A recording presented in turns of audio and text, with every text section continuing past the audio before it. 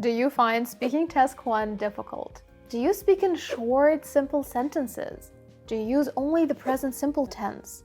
Do you feel your answers are full of hesitation and pauses? There is one really effective strategy you can use to solve all these problems. Learn common phrases. They'll help you use a variety of tenses more naturally, express more complex ideas, and avoid unnecessary hesitation or stuttering. I often teach these phrases to my one-on-one students, and they usually do much better on the speaking section afterwards. The good news is, you don't need to learn a lot. Just 3 or 4 can make a big difference. The key is to choose the ones that are flexible and can work across many different types of questions, not just one specific topic. Today, we'll go over 5 of these useful phrases. Let's get started. The first phrase is, I've always been a big fan of. This phrase includes the present perfect tense and a useful expression, a big fan of. I personally love this one, as it's very easy to use in a wide range of contexts. Anytime you want to say, I like, you can use, I've always been a big fan of. Let's look at how this works in the speaking question task 1. Your degree requires you to choose a history course. Which of the following do you prefer? Art history, 20th century world history, science history? I'd probably choose science history since I've always been a fan of science. Or take another random question. Which one do you prefer? To buy the newly released e-product as soon as possible, or wait for a while and then decide whether you want to buy it or not? I'd probably wait for a while, since I've always been a fan of taking my time with decisions. Please note, after I've always been a big fan of, you should either use a noun, science, or a verb with ing. For example, taking my time. The second phrase is, when I was a kid, I would. It's a great phrase because it lets you include a few useful elements in your answer. First, it gives you the past simple tense. Then, the modal verb, would, which we used to talk about habits in the past. And on top of that, it forms a complex sentence, which is always a plus in the speaking section. Let's see how you can use this phrase in real answers using the same questions as before. When I was a kid, I would always ask questions about how things were invented or how scientists made discoveries. That's a strong sentence to explain why you prefer science history. When I was a kid, I would get really excited about the latest gadgets and want them right away. But now, I'd rather read some reviews first. Talking about what you were like as a kid and then showing how you've changed is a great strategy to fill the 45 seconds you have for question 1. And the phrase, when I was a kid, fits this perfectly. Please be careful. When you use would to talk about past habits, you can only use it with action verbs. Don't use it with stative verbs. It doesn't work. So you can say, when I was a kid, I would play with my friends outside all the time. The verb play is an action verb. It describes something you do. But don't say, when I was a kid, I would have many friends. The verb have, in the meaning of possession, is a stative verb. It describes a state, not an action, so it doesn't fit here. Before we move on, let me ask you this. Have you ever felt like you were putting in so much effort to prepare for the TOEFL speaking section, but your score still stays below 20? That's one of the most common struggles TOEFL students face. And here is the truth. TOEFL isn't just about speaking English well. It's about knowing how to answer each question in a way that meets very specific requirements set by the test makers. And unless you understand those requirements and have a clear strategy, it's easy to fall short. That's exactly what we focus on in our TOEFL course. We break down each speaking task and explain exactly what the examiners are looking for. For example, we'll show you how to take notes effectively. Notes that guide your response, so you include all the key points, stay on track, and finish on time. And most importantly, we give you speaking templates. Natural, flexible phrases you can use to confidently start, develop, and finish your answers. These templates help you sound fluent, avoid hesitation, and show off a wide range of grammar and vocabulary without sounding memorized or robotic. So if you're tired of hitting a wall with your speaking score and want a system that actually works, join our course today. It's time to stop wasting energy on the wrong approach and get the score you need. And finally close the TOEFL chapter for good. The third phrase is I'd rather. You already saw this in the last example. When I was a kid, I would get really excited about the latest gadgets and want them right away. But now, I'd rather read some reviews first. This phrase works especially well when you are talking about how you've changed over time, comparing your younger self to who you are now. I'd rather is short for I would rather, and it simply means you prefer one thing over another. It's a great alternative to the more basic I prefer, and it fits speaking task 1 perfectly since you're often asked to choose between a couple of options. When answering the question about which history course you'd prefer, you can say, I'd rather take science history since I've always been a fan of science. Or when responding to the second question about whether to buy the newly released e-product right away or wait, you can do the same and use I'd rather right at the start of your answer. I'd rather wait for a while because new products might have some issues at the beginning. You can also try contrasting strategy. When I was a kid, I would get really excited about the latest gadgets and want them right away. But now, I'd rather read some reviews first. Please note, we always use bare infinitive after the phrase I'd rather. This means you don't use to after rather. So you could say, I'd rather wait, or I'd rather read. Not I'd rather to wait, or I'd rather to read. The fourth phrase is I hadn't really thought about it until. This is one of my favorite phrases because it gets you to use both the past perfect and the past simple tense. The past perfect is already there. Hadn't thought. And after until, you should use the past simple. On top of that, this is a complex sentence, which can give your speaking score a nice boost. Think about it. There is almost no chance you'd naturally use the past perfect, the past simple, and a complex sentence all at once if you were just speaking off the top of your head. That's exactly why this phrase is such a valuable tool for students who want to score higher on the TOEFL speaking section. Here's how I can use this phrase when answering the questions we've already looked at. I hadn't really thought about it until I watched a documentary on how penicillin was discovered and how it changed the world. I hadn't really thought about it until I bought an iPhone 15 right after it came out, and it turned out to have some overheating problems and noticeable battery drain. Or, let's take another speaking task 1 question. Do you agree or disagree with the statement that male and female university students should have separate residence halls?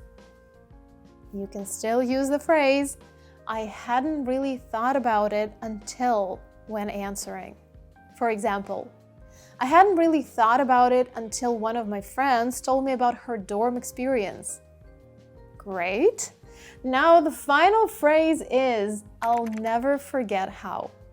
This one is a complex sentence, and it also includes the future simple tense. Let's see how you can use it in your answers. I hadn't really thought about it until I watched a documentary on how penicillin was discovered and how it changed the world. I'll never forget how fascinated I was the first time I learned that penicillin was discovered by accident. I hadn't really thought about it until I bought an iPhone 15 right after it came out, and it turned out to have some overheating problems and noticeable battery drain. I'll never forget how frustrating it was to see the battery drop so quickly, even when I was barely using the phone. Today, we'll look at 7 top phrases that you can use again and again in your TOEFL speaking responses. Let's get started. Phrase number 1 is to be supposed to do something. This phrase is used when you're talking about something expected, planned, or required. It's especially useful when you're explaining what was meant to happen, but didn't go as expected. It adds a sense of story or real-life experience to your answer, which the TOEFL raters love.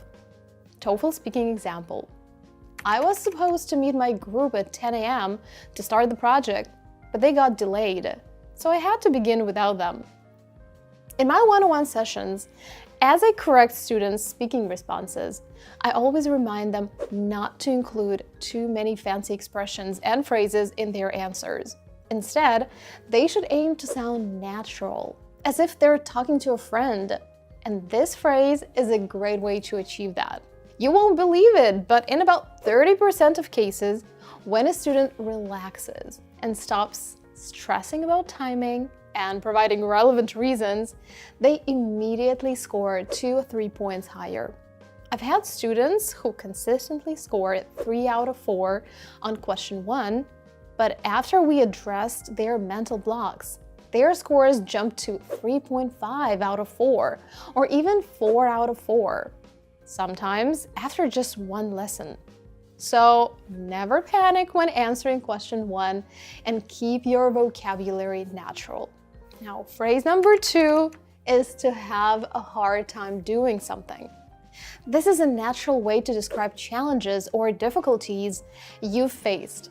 Instead of saying it was difficult, use this phrase to help your speech sound more conversational and relatable. You can use it to talk about academic or personal growth. I particularly like this phrase when it's used in personal stories in question 1. For example, I had a hard time adjusting to college life at first, especially managing my schedule, but I eventually figured it out. Phrase number 3 is to go with the flow. This means you don't plan every detail, you just adjust to what's happening. It's a great phrase to show that you're flexible and open-minded, especially when talking about travel, routines, or social life. TOEFL speaking example. I don't usually plan every hour of my weekend. I just go with the flow and do whatever I feel like. Phrase number 4 is out of the blue. When something happens out of the blue, it's completely unexpected. This is a great phrase for storytelling. You can use it when something surprising or sudden happened. It adds interest and variety to your response. For example, out of the blue, the professor canceled the lecture and gave us an extra day to study. Everyone was shocked, but happy.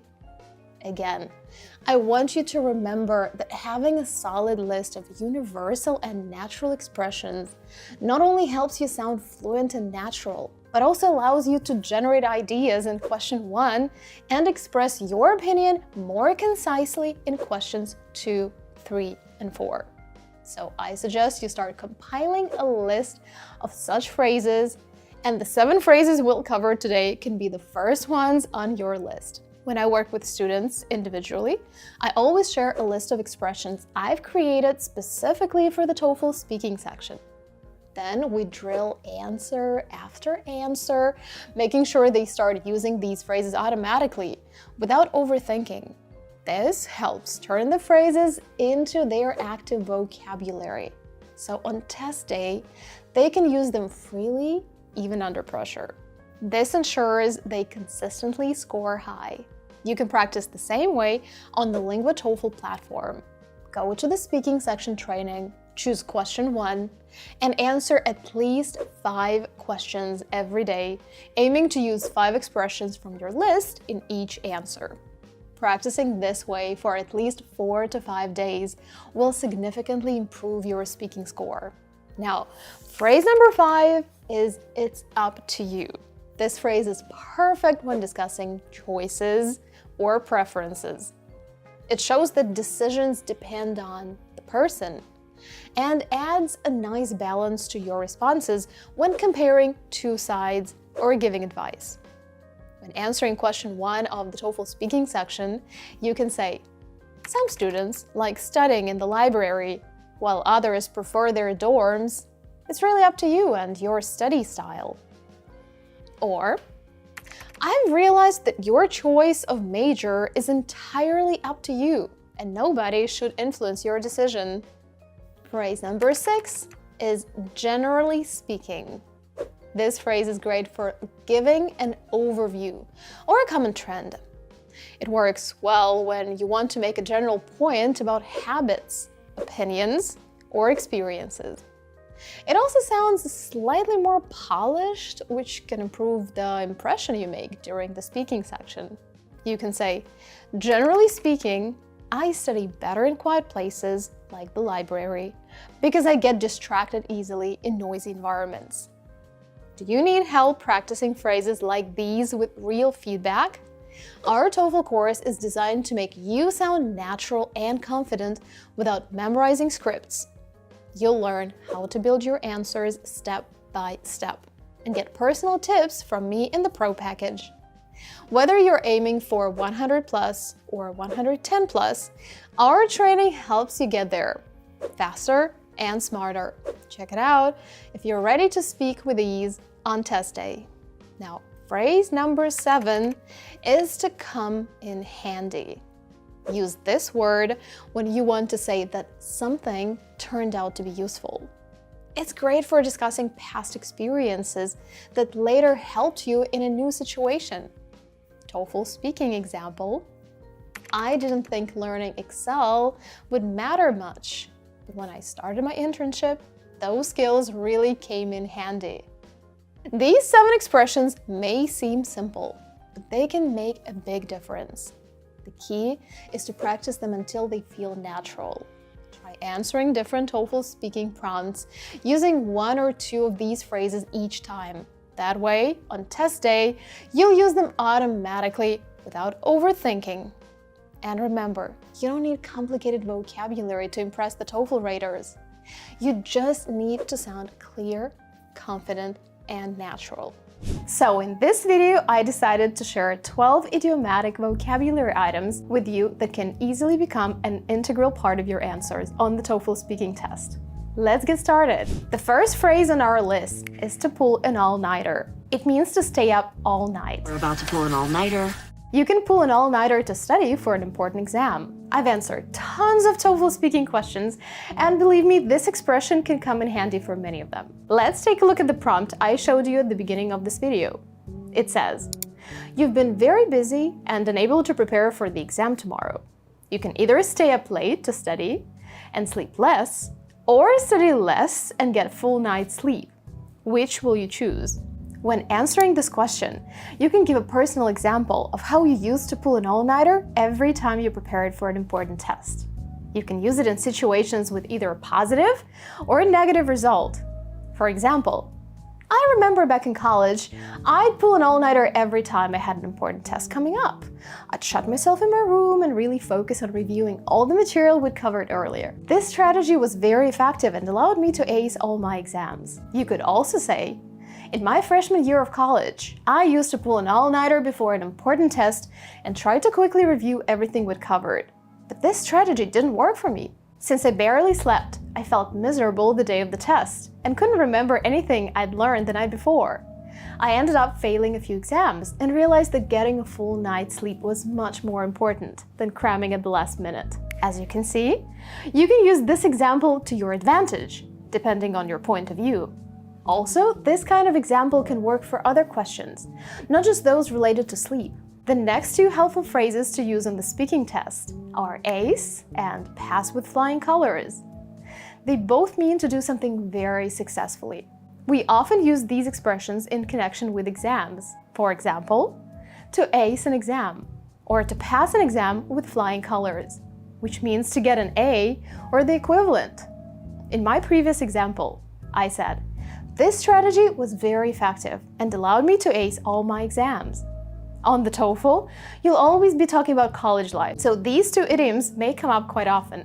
To end up means to reach or arrive at a place, situation, or a condition that was not planned or expected. It's super helpful for both independent and integrated speaking questions. We can use this expression when talking about decision-making. I originally planned to study engineering, but after exploring different fields, I ended up majoring in psychology because it was more in line with my interests. An example of unexpected outcomes: we ended up stranded at the airport due to a sudden snowstorm. Personal growth: when I started learning Spanish, I just wanted to pick up a few phrases for traveling, but I ended up becoming fluent and even studying abroad in Spain for a semester. Life choices: I always thought I would work in finance, but after volunteering at a local school, I ended up pursuing a career in education instead. Example of team projects: our team had different ideas for the project, but we ended up combining our ideas to create a solution that impressed everyone. Phrase number 5 is call it a day. This expression means to stop working on something, usually when you've done enough or when you're tired. Then call it a day. It's like saying, "I'm done for now." For example, after studying for several hours, you might decide to call it a day and get some rest. Another example, you're working on a group project, and after hours of effort, someone suggests, "Let's call it a day and continue tomorrow." You can often use this phrase in your answers to question 1 when sharing your personal stories. Another great phrase is "it's a no-brainer." This is a phrase I mentioned at the beginning of this video, and it's also part of one of our speaking templates. If you want to learn effective speaking section templates that will help you score high on test day, click on the link below and join our TOEFL prep course. In addition to the speaking section templates, you'll also find templates for effective writing responses and a detailed analysis of the reading and listening sections. If you would like to have your essays and speaking responses evaluated, choose the Pro package and prepare 2 essays for the consultation. We'll take a complete speaking test together, and I'll evaluate your writing and speaking performance. A no-brainer refers to a decision or a choice that's very obvious or easy to make. It's something that doesn't require much thought. It's a no-brainer. For example, if you're offered a great job with a high salary and excellent benefits, you might say, "Taking this job was a no-brainer." It's a handy phrase for emphasizing that something is clearly the best option. Let's look at how you can use this phrase in your answers. Suppose the question is, do you prefer to study alone or in a group? Explain your choice. You can say, "For me, studying alone is a no-brainer. I can concentrate better without distractions, and I have the flexibility to set my own pace." And then share a personal story to illustrate your point. You can also start your answers in question 1 with, "It's a no-brainer that," and state your opinion. Next is the phrase, "It's not rocket science." It's used to indicate that something is not as difficult as it may seem. Barb, it's not rocket science. It's a way of saying, "This is simple. It doesn't require any special expertise." So if your friend is struggling to figure out how to use a new app, you could say, "Don't worry, it's not rocket science. You'll get the hang of it in no time." If you watch my videos to the end, you'll see that I often finish by saying, "And remember, scoring 100 plus on the TOEFL isn't rocket science." This means that scoring 100 plus on the TOEFL test isn't as difficult as it may seem. By the way, if you haven't subscribed to the channel yet, be sure to do so and click the bell icon so you don't miss the upcoming videos. Let's look at some examples of TOEFL answers using this idiom. Do you agree or disagree with the following statement? Learning to cook is an important skill that everyone should have. Answer: I completely agree. Learning to cook is a basic life skill, and it's not rocket science. With a few simple recipes and some practice, anyone can become a decent cook. One more question. Do you prefer online learning to traditional classroom learning? Why or why not? You can say, I prefer online learning because of its flexibility. It's not rocket science to see the benefits. Being able to attend classes from anywhere at any time makes it easier to balance studying with other responsibilities. Phrase number 8 is get out of hand. When something gets out of hand, it means that it has become uncontrollable or chaotic. This phrase is useful when you're discussing situations where things escalate unexpectedly. Gets out of hand. You can say, the situation quickly got out of hand. Or, the party got out of hand after too many people showed up. Again, you can use this expression in both integrated and independent speaking tasks. If you're describing what happened in the lecture for question 3, or summarizing the student's opinion in question 2, you can always say that things got out of hand. Let's look at some examples. Do you agree or disagree with the following statement? Effective time management is essential for academic success. Answer: I agree that time management is critical. Without it, deadlines can quickly get out of hand. I remember one semester I didn't plan my assignments well, and everything piled up at the last minute, which was overwhelming. Another example. Do you agree or disagree with the following statement? It's important to save money for the future. Answer: I completely agree. If you don't manage your finances carefully, spending can quickly get out of hand. I've seen friends struggle with debt because they didn't keep track of their expenses. And then share a personal story. 9. It turned out that is another useful expression. And it turns out that... We use this phrase all the time on the TOEFL speaking test. It often introduces the outcome of a situation, especially if it's surprising or different from what you expected. For example, I was nervous about the interview, but the interviewer turned out to be very friendly. Or, I thought I'd lost my keys, but it turned out that they were in my pocket the whole time. This phrase is perfect for discussing unexpected results or conclusions, and would be useful in any question on the TOEFL speaking test.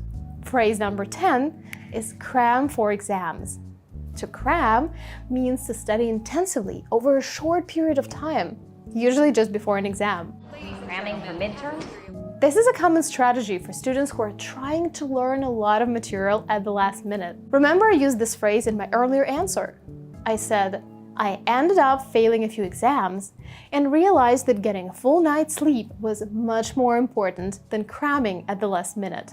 There you have it, 2 of the phrases we just covered in one sentence. I ended up failing a few exams and cramming at the last minute. As you can see, we can use the verb to cram, which means to study intensely, in a short period of time. You can say, I didn't study much during the semester, so I had to cram for the final exam. Or, when I realized that the final exam was only a few days away, I crammed all weekend trying to remember everything we covered in class. There is also the word cramming, which is a gerund, and can be used as a noun. Cramming for tests can be stressful. Here, cramming works as a noun and refers to the act of studying intensely in a short period of time. We can say, while cramming can sometimes help you remember information in the short term, it's generally not the best way to learn material deeply. 11. To live in a tight budget. To live in a tight budget is another expression you can use in many situations. We're on a tight budget here. It means to manage your expenses carefully because you don't have much money to spend. It's about being frugal and making the most of what you have. Talking about our college life, you can always say, as a college student, I had to live in a tight budget, so I cooked my meals at home instead of eating out. Or, living in a tight budget taught me to prioritize my spending. Let's say you're asked the question, if you were to choose between 2 apartments to live in next semester. One apartment is near the campus, but slightly expensive. The other is a little far from the campus, but cheaper. Which one do you prefer and why? You can say, I think living a little far from campus, but cheaper is a better option because it would allow me to save money. I remember as a student, I had to live in a tight budget, so saving money on rent was really important to me. I opted for a more affordable apartment, and even though the commute was a little longer, the extra savings went towards other necessities, like textbooks, groceries, or even a little leisure time. This helped me manage my finances better throughout the semester, and so on. And finally, to opt for or to go for. I've decided to opt for sanity. These 2 expressions are very helpful on the TOEFL test, and I just used one of them in my previous answer. I said, So, I opted for a more affordable apartment. Simply put, I chose a cheaper apartment. To opt for means to choose or select something from a set of options. To go for is a more casual phrase that also means to choose or decide on something. Let's look at some examples. I opted for the salad instead of the burger because I'm trying to eat healthier. Many students opt for online courses because they offer more flexibility. Given the opportunity, I decided to go for the promotion at work. If the question is, would you prefer to study abroad or in your home country? Explain your choice. You can say, I'd opt for studying abroad because it offers a unique cultural experience and exposure to different educational systems. Another example, would you rather have a job that pays well or one that you enjoy? Explain your choice. Answer, I would go for the job that I enjoy because when you're doing something you love, work feels less like a chore. As you can see, both phrases are about making a choice, but opt for is a bit more formal and often implies a more considered or thoughtful decision. Go for is more casual and can also imply enthusiasm and decisiveness in making a choice. However, both can be used successfully on the TOEFL test. These are the 12 idiomatic expressions that will help you score higher on test day. Remember to practice their use as much as possible so that they will become a natural part of your answers. My advice to you is to start keeping a list of idiomatic expressions that you can use on the TOEFL speaking section. And then, each time you answer a TOEFL speaking question, look at the list and think about which of these phrases would be a good match for your answer. If you're currently preparing for the test and want to check how ready you are, click the link below to get your writing and speaking scores. Don't forget to subscribe to our channel for more tips and tricks on how to ace the TOEFL. And remember, scoring 100 plus on the TOEFL test isn't rocket science. Now you know what this phrase means. It's the little things you do that make all the difference. As always, I wish you all a stellar TOEFL score. Until next time.